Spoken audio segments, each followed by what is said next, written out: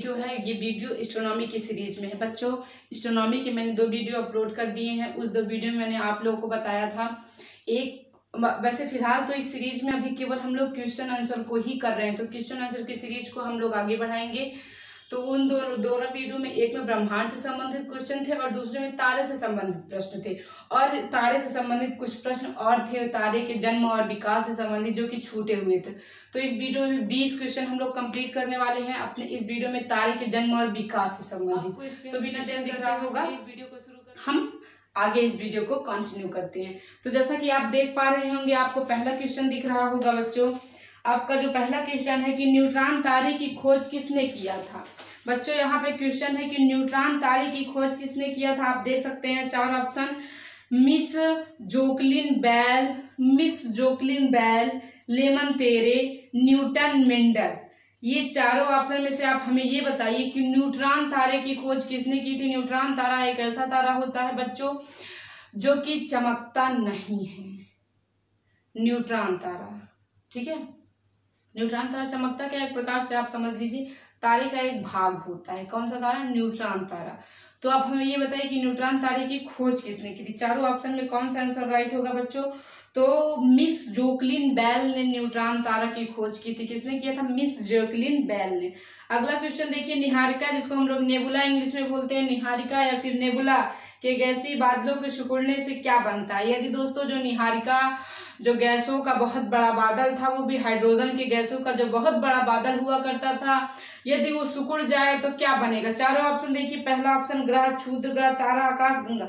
तो आप हमें बताइए कि नेबुला या फिर निहारिका जो हाइड्रोजन गैसों का एक बहुत बड़ा बादल हुआ करता था, यदि वह सिकुड़ जाए तो इसमें से चारों में से क्या बनेगा। तो बच्चों निहारिका यदि सिकुड़ जाए और पास आ जाए तो वो तारों को जन्म देगी। किसको जन्म देगी, तारों को, यानी क्या बनेगी, तारा। तो राइट आंसर हमारा क्या होगा, तारा। यहाँ पे आप आकाश गंगा नहीं कह सकते क्योंकि बच्चों आकाश गंगा बनती नहीं। आकाश गंगा तारों का एक समूह हुआ करती है। एक आकाश गंगा में 100 अरब तारे हुआ करते हैं। I hope you will best, आप समझ रहे होंगे। अगला क्वेश्चन देखिए कि अत्यधिक चमकीले तारे का जीवन काल होता है।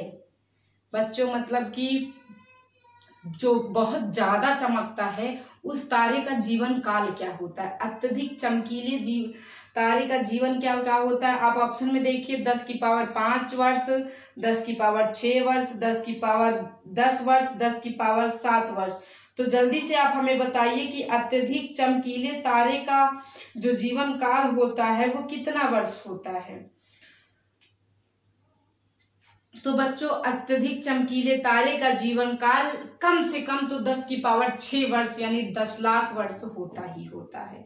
ठीक है, अगला क्वेश्चन देखिए कि तारों के सापेक्ष सूर्य की गति किस दिशा में होती है, किस दिशा में होती है।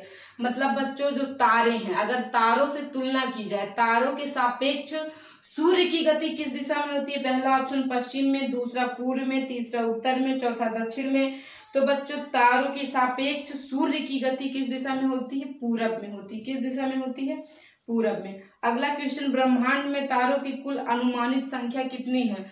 मतलब जो ब्रह्मांड है इतना बड़ा, उस ब्रह्मांड में अनुमानित मतलब कितने तारों की संख्या है, ऐसे क्वेश्चन। सीधा सा क्वेश्चन है कि आपके ब्रह्मांड में तारों की संख्या कितनी है। पहला ऑप्शन 10 की पावर 20, दूसरा ऑप्शन 10 की पावर 10, तीसरा ऑप्शन 10 की पावर 22, चौथा ऑप्शन 10 की पावर 25। आप हमें ये बताइए कि ब्रह्मांड में हमारे कुल कितने तारे हैं। तो 10 की पावर 22, 10 का पावर 22 कर लीजिएगा, फिर उसके बाद इकाई, दहाई, सैकड़ा, हजार, 10,000, लाख, 10 लाख ऐसे करके गिन लीजिएगा, पता चल जाएंगे कि आपके ब्रह्मांड में कितने तारे हैं। आगे देखिए कि यदि सुपरनोवा विस्फोट के बाद अवशेष 1.44 से 3 गुना सौरयिक द्रव्यमान तक रहता है तो तारा किस रूप में परावर्तित होगा। मैंने आप लोगों को पहले ही बता दिया था। यहाँ पे अगर मैं आप लोगों को एक बार फिर से बताऊं तो ऐसे थोड़ा सा समझ लीजिए, ज्यादा तो नहीं बताऊंगी।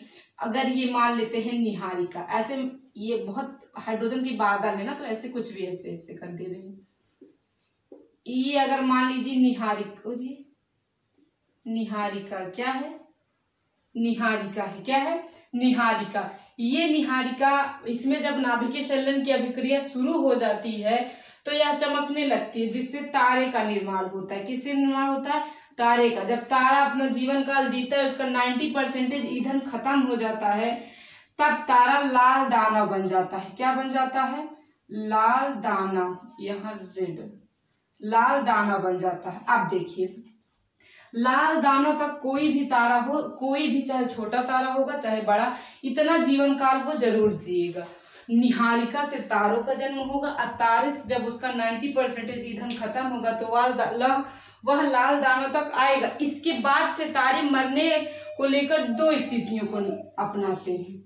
अगर सूर्य से 1.44 गुना बड़ा तारा हुआ, ये मान पहले हम छोटा करते हैं, अगर सूर्य से 1.44 गुना छोटा तारा हुआ तो वह श्वेत वामन बनेगा। क्या बनेगा? श्वेत वामन बनेगा। उसके बाद काला वामन बनता है और फिर ब्लैक होल में चला जाता है। और यदि वह सूर्य से 1.44 गुना बड़ा हुआ तो वह अभिनव तारा, जिसको हम लोग विस्फोटक भी कहते हैं, अभिनव तारा, इसको हम लोग विस्फोटक तारा भी कहते हैं, विस्फोटक तारा। उसके बाद बच्चों, यह 4 भागों में देखने के लिए आपको मिलेगा, पल्सर, क्यूसर, न्यूट्रॉन और ब्लैक होल। उसके बाद होता है, तो आप देख सकते हैं कि तारों की मरने की स्थिति कुछ की ऐसे है कि अगर इतना गुना छोटा हुआ, वो भी किससे? सूर्य से, तो श्वेत वामन, फिर काला वामन। अगर सूर्य से इतना गुना बड़ा हुआ तो अभिनव तारा, और फिर पल्सर, क्यूसर वगैरह में चेंज होएगा। तो यहाँ जो क्वेश्चन था वो ये था कि अगर जो उसका द्रव्यमान होता है, कहाँ है, जो ये देखिए, जो सुपरनोवा विस्फोट, इसी को कहते हैं, अभिनव तारा को ही।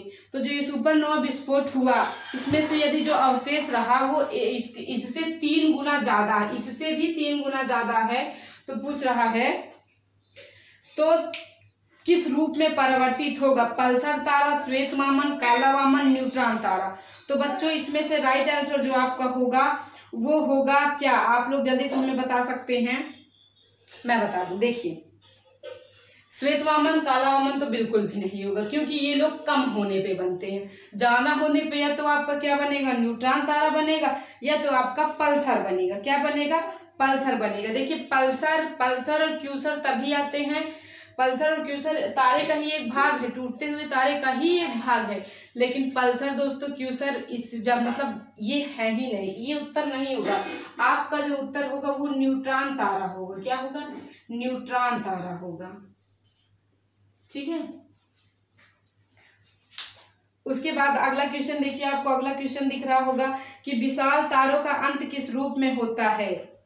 आप क्वेश्चन बताइए कि जो बड़े सितारे होते हैं उनका जो क्या होता है, अंत होता है, वो किस रूप में होता है?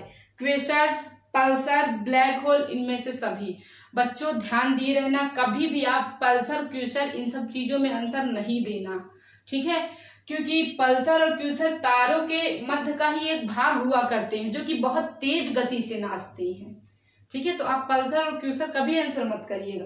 तो जो विशाल तारे होते हैं, देखिए, जो छोटे तारे होंगे वो तो काला वामन बन के मरेंगे, जो बड़े तारे होते हैं वो लास्ट में ब्लैक होल, कहाँ जाके मरते हैं? Black hole. तो कैसे उनका मरण होगा? Black hole. और अगला क्वेश्चन देखिए कि ब्लैक होल की खोज सर्वप्रथम किसने की? अब हमारा क्वेश्चन है कि ब्लैक होल की खोज सर्वप्रथम किसने की थी? ऑप्शन है पहला चंद्रशेखर, दूसरा गुटेनबर्ग, तीसरा लॉहमन, चौथा इनमें से कोई नहीं। तो दोस्तों आप बता सकते हैं कि ब्लैक होल की खोज सर्वप्रथम किसने की थी? सुब्रमण्यम चंद्रशेखर, इनको यश चंद्रशेखर भी कहते हैं। अगला क्वेश्चन देखिए कि खुली आंख से आकाश में कितने तारों को देखा जा सकता है? क्वेश्चन हमारा ये है कि आप अपनी इन नंगी, मतलब इनको हम लोग नंगी बोलते हैं, ठीक है, अभी ऐसे जैसे है ये इनको, तो आप अपनी खुली या फिर नंगी आंखों से आकाश में कुल कितने तारे देख सकते हैं? ये मोस्ट इंपॉर्टेंट क्वेश्चन है, ठीक है। तो पहला ऑप्शन ए 10,000, दूसरा 20,000, तीसरा कितना है? 10 लाख है, और चौथा 1 लाख। तो आप बताइए कि आप अपनी खुली आंखों से कुल कितने तारों को देख सकते हैं? तो बच्चों आप अपनी खुली आंखों से कुल 20,000 तारों को देख सकते हैं। कितने तारों को देख सकते हैं? 20,000 से ज्यादा तारे आप आसमान में अपनी खुली आंखों से नहीं देख सकते। चलिए अगला क्वेश्चन देखिए कि किसी तारे के जीवन चक्र का क्रम बताइए। क्वेश्चन बहुत अच्छा है, जो यहाँ पे मैंने ये इतना सारी चीजें ड्रा की हैं उसी से है कि किसी तारे के जीवन चक्र का क्रम। पहले आप देखिए, लाल दाना, फिर श्वेत मामन, सुपरनोवा विस्फोट, फिर न्यूट्रॉन तारा। दूसरा ऑप्शन सुपरनोवा विस्फोट, श्वेत मामन, न्यूट्रॉन तारा, लाल दाना। तीसरा क्वेश्चन देखिए कि श्वेत मामन, सुपरनोवा विस्फोट, लाल दाना, न्यूट्रॉन तारा। चौथा क्वेश्चन चौथा ऑप्शन न्यूट्रॉन तारा, श्वेत मामन, लाल दाना, सुपरनोवा विस्फोट। तो आपको बताना है कि तारों का जीवन चक्र कौन सा क्रम वाला सही है। तो दोस्तों यहाँ पहला जो सही है वही सही है, पहला वाला, लाल दाना, श्वेत मामन और अभिनव तारा, फिर न्यूट्रॉन तारा, यही बिल्कुल राइट है। दूसरा बिल्कुल गलत है, और उसके बाद तीसरा भी नहीं सही है, चौथा भी नहीं सही है, पहला ही आपका बिल्कुल सही है। अगला क्वेश्चन देखिए, ब्लैक होल क्या है। क्वेश्चन हमसे पूछा जा रहा है बच्चों, ब्लैक होल क्या है। क्वेश्चन है आपसे, ब्लैक होल क्या है जो जाके लास्ट में ये तारा बनेगा, बड़ा अभिनव तारा, ब्लैक होल क्या है। पहला ऑप्शन देखिए कि न्यूट्रॉन तारे की सिकुड़ने से बना असीमित घनत्व का द्रव्य युक्त पिंड। दूसरा ऑप्शन तारे में सुपरनोवा विस्फोट के समय निर्मित आकृति। तीसरा ऑप्शन तारे की युवावस्था, तारे द्वारा विकिरित प्रकाश की मात्रा। तो बच्चों इसका जो राइट आंसर है वो फर्स्ट है। मैं आपको एक चीज बता दूं, यहाँ ब्लैक होल एक बहुत डेंसिटी वाला मतलब एक प्रकार से तारा तो नहीं कह सकते हैं, ब्लैक होल एक बहुत डेंसिटी वाला गोला है। इसके एक चम्मच मिट्टी का भार 10 हाथियों के बराबर होता है। इसके ब्लैक होल की एक चम्मच मिट्टी का भार 10 हाथियों के बराबर होता है। अगर ब्लैक होल हमारी पृथ्वी के ऐसे सामने से आ रही है और आप सोचे कि हम उसे मिसाइल से उड़ा दें, तो आप कतई ये नहीं कर सकते हैं। मिसाइल उसके पास जाएगी तो ब्लैक होल उसे मिसाइल को ही ऐसे तोड़ फोड़ के खराब कर देगा। जिस दिन ब्लैक होल हमारी पृथ्वी की ओर गति करने लगे, पृथ्वी के विनाश को कोई नहीं बचा सकता। अगर ये पृथ्वी है, ये ब्लैक होल है, अगर ब्लैक होल पृथ्वी की ओर आ रहा है तो ब्लैक होल आएगा, पृथ्वी के ऐसे अंदर से होके उस पार चला जाएगा, आप इसे रोक नहीं पाएंगे। बिकॉज ब्लैक होल एक बहुत डेंसिटी का गोला है, यहाँ तक तो इसमें प्रकाश भी नहीं जा पाता, इसीलिए पूरा काला काला दिखता है। अगला क्वेश्चन देखिए कि तारे के संगठन में किस तत्व का योगदान नहीं है। 4 ऑप्शन दिख रहा होगा कि आप इन चारों में से एक ऐसा तत्व बताइए जो जब तारे बनते हैं तो उसमें उस तत्व का योगदान बिल्कुल भी नहीं होता। पहला ऑप्शन हाइड्रोजन, दूसरा हीलियम, चौथा ऑक्सीजन, तीसरा ऑक्सीजन, चौथा कार्बन। जल्दी से बताइए कि ऐसा कौन सा तत्व है जिसका तारा के बनने में बिल्कुल भी योगदान नहीं होता है।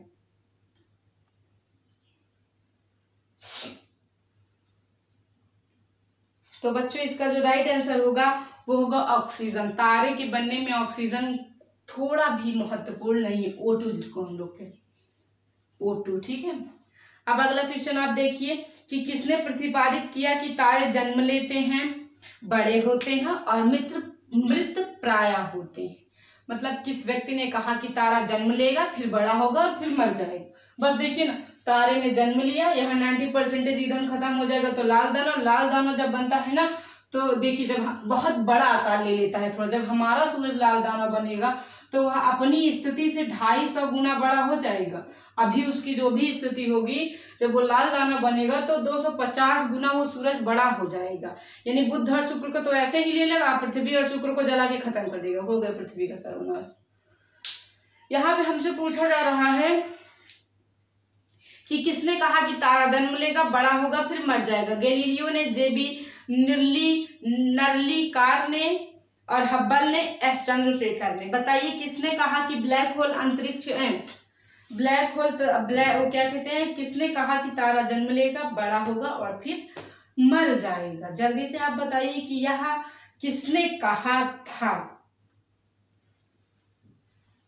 तो बच्चों यह बात एस चंद्रशेखर यानी सुब्रमण्यम चंद्रशेखर ने कहा था कि तारा जन्म लेगा, बड़ा होगा और फिर मर जाएगा। अगला क्वेश्चन देखिए कि ब्लैक होल अंतरिक्ष में एक पिंड है जो किसी प्रकार के विकिरण को बाहर नहीं जाने देता। इस गुण का क्या कारण? अभी मैंने बताया कि ब्लैक होल किसी भी प्रकार के प्रकाश को वो अंदर नहीं जाने देता, इस पार से उस पार तो कतई नहीं। इसका कारण बताइए। बहुत छोटा आकार, बहुत बड़ा आकार, बहुत उच्च घनत्व, बहुत अल्प घनत्व। बताइए, अभी मैंने इसका उत्तर आप लोगों को बताया। चारों में से कौन सा राइट है? इसका जो राइट आंसर है वो बहुत उच्च घनत्व, अभी भी मैंने क्या बताया था, बहुत अधिक डेंसिटी का एक तारा है, बहुत अधिक डेंसिटी। इसकी एक चम्मच मिट्टी का भार 10 हाथियों के बराबर है। एक हमसे तो वो चम्मच भी नहीं उठेगा। आगे देखिए, किस तारे, ऐसे तारे जिनकी त्रिज्या सूर्य की त्रिज्या से 50 से 250 गुना अधिक हो कहलाते हैं। हाँ, पहला ऑप्शन विशाल तारा, दूसरा कैपेला तारा, तीसरा अति विशाल तारा, चौथा बेगा तारा। बताइए कि ऐसे तारे जिनकी त्रिज्या हमारी सूर्य से 50 से लेकर 250 गुना बड़ी हो, वो तारों को हम लोग क्या कहेंगे? बताइए चारों ऑप्शन में से कौन सा बिल्कुल राइट होने वाला है? तो बच्चों अति विशाल तारा कहेंगे। क्या कहेंगे? अति विशाल तारा। अगला क्वेश्चन देखिए कि काला बौना के नाभिक में किस तत्व की अधिकता होती है? काला बौना के नाभिक में किस तत्व की अधिकता होती है? पहला ऑप्शन हाइड्रोजन का, दूसरा हीलियम का, तीसरा हल्के तत्वों का और चौथा कार्बन का। तो जल्दी से हमें आप बताइए कि जो काला बौना है इसको ब्लैक होल कहते हैं। सॉरी काला बौना को ब्लैक होल नहीं, ये काला वामन कहते हैं, ब्लैक डार्क। ठीक है, तो इसमें किस तत्व की अधिकता होती है? चारों ऑप्शन में से आप हमें जल्दी से उत्तर अपना दे सकते हैं कमेंट बॉक्स में, लाइव चैट में, जहां आपकी इच्छा हो। तो बच्चों इसमें सबसे ज्यादा कार्बन होता है। क्या होता है? कार्बन। अगला क्वेश्चन देखिए आप, क्या है कि निम्न वैज्ञानिकों में से किसने यह सिद्ध किया कि सूर्य के द्रव्यमान से 1.44 गुना का द्रव्यमान वाले तारे मृत होकर श्वेत मामन तारे बन जाते हैं? जो बात यहाँ है कि ऐसा किस वैज्ञानिक ने कहा कि यदि वह सूरज से 1.44 गुना कम हुआ तो वह मृत हो गए, प्रायः क्या बन जाएंगे? श्वेत मामन तारा बन जाएंगे। तो बच्चों ये बात किसने कही थी? ये बात चंद्रशेखर ने कही थी, इसीलिए इसको चंद्रशेखर सीमा कहते हैं। जब भी चंद्रशेखर सीमा आपसे पूछी जाएगी तो आप बताइएगा सूरज से 1.44 गुना बड़ा या फिर छोटा। बड़ा हुआ तो अभिनव तारा, छोटा हुआ तो श्वेत मामन। चारों ऑप्शन में से आपका जो सही होगा एस चंद्रशेखर यानी सुब्रमण्यम चंद्रशेखर, इसी को चंद्रशेखर सीमा भी कहते हैं। अगला क्वेश्चन, निम्न में से कौन सी वह एक वस्तु है जिसके सशक्त गुरुत्वीय क्षेत्र के कारण प्रकाश का भी उसकी सतह से पलायन नहीं हो पाता है? ये क्वेश्चन भी हो चुका, अभी बताया कुछ क्वेश्चंस के पहले। पहला ऑप्शन न्यूट्रॉन, दूसरा श्वेत मामन, तीसरा ब्लैक होल, चौथा सुपरनोवा तारा। तो बच्चों इसका जो राइट आंसर है वो ब्लैक होल होगा। क्या होगा? ब्लैक होल होगा। ये तो आप लोग को समझ में आ गया। अगला क्वेश्चन देखिए कि ब्लैक होल को सिद्धांत को किसने प्रतिपादित किया? जो दोस्तों ब्लैक होल का सिद्धांत है उसे किसने प्रतिपादित किया था? पहला ऑप्शन आप देख लीजिए, लिखा हुआ है यहाँ JB रमन ने, दूसरा ऑप्शन H.J. भाभा ने, तीसरा S चंद्रशेखर ने, चौथा H खुराना ने। जल्दी से बताइए इनमें से राइट कौन सा होगा दोस्तों? तो S चंद्रशेखर यानी सुब्रमण्यम चंद्रशेखर ने ही ब्लैक होल के सिद्धांत को प्रतिपादित किया था। अगला क्वेश्चन, तारे में ऊर्जा उत्पन्न होती है, यानी बच्चों जो तारों से प्रकाश निकलती है वह किससे बनता है? मतलब इन प्रकाश का स्रोत क्या है? तो पहला ऑप्शन देखिए, हाइड्रोजन गैस के संलयन से, हीलियम गैस के उत्सर्जन से, ऑक्सीजन गैस के संपीड़न से, गैसीय ताप एवं दाब से। तो आप हमें बताइए कि तारों में जो ऊर्जा उत्पन्न होती है वो किस कारण होती है? तो हाइड्रोजन गैस के संलयन से। तारों में नाभिकीय संलयन की अभिक्रिया होती है जिसमें हाइड्रोजन हीलियम में चेंज होकर ऊर्जा देता है। क्योंकि बच्चों जब नाभिकीय संलयन की अभिक्रिया होती है तो बहुत अधिक मात्रा में एनर्जी उसमें से निकलती है। आई होप वीडियो आप लोगों को पसंद आया होगा। ये 20 क्वेश्चन जो कि मैंने अभी आप लोगों को कराए, इससे पहले भी तारों से जन्म एवं विकास को लेकर 20 क्वेश्चन हो चुके हैं। जिन बच्चों ने उसे ना देखा हो वो जाके उसे जरूर देख ले, हमारे चैनल पे ही वो वीडियो आप लोगों को मिल जाएगा। तो बच्चों यदि आप और भी वीडियो चाहते हैं, आप क्या चाहते हैं, जो भी चाहते हैं कमेंट बॉक्स में जरूर बताइएगा, हम आपकी इच्छा का सम्मान करेंगे। तो बच्चों वीडियो पसंद आया होगा तो वीडियो को जरूर लाइक करिएगा, साथ ही साथ हमारे चैनल को सब्सक्राइब करके बगल में बेल आइकन को जरूर प्रेस करिएगा। फिलहाल अभी के लिए चलते हैं, मिलते हैं अपने अगले वीडियो में कुछ और इंटरेस्टिंग पॉइंट को लेकर। जय हिंद, वंदे मातरम।